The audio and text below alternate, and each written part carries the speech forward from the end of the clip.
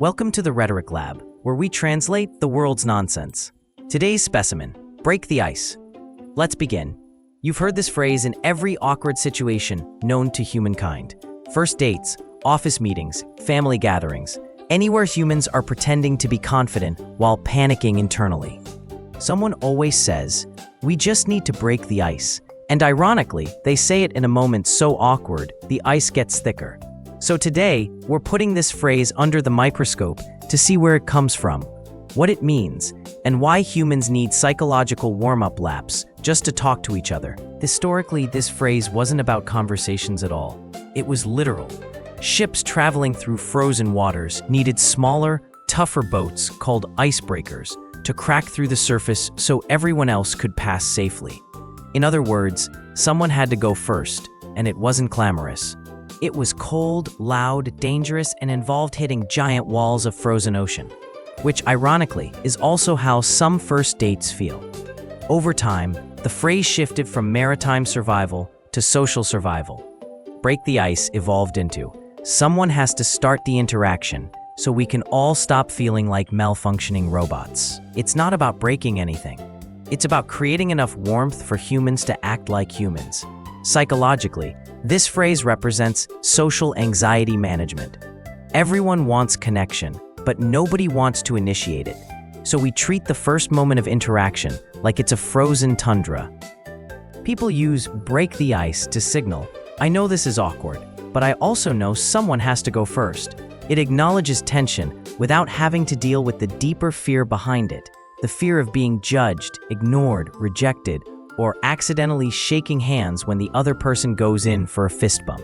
Break the ice is a safety valve. It lets people admit, yes, this feels weird. Let's make it less weird together.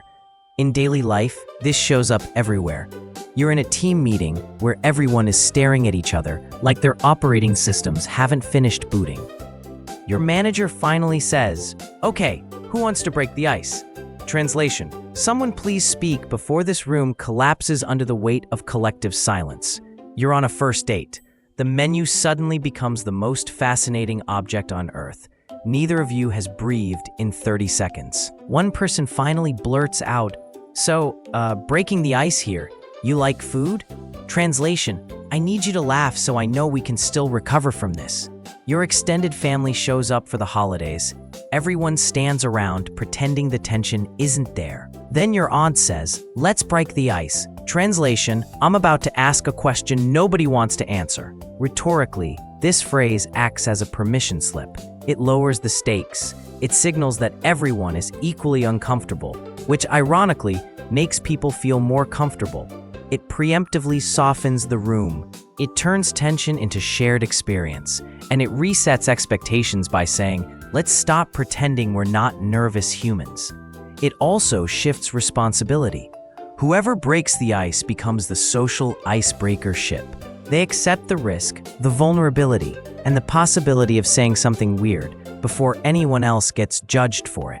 So here's the translation. Break the ice means please start talking so I don't have to.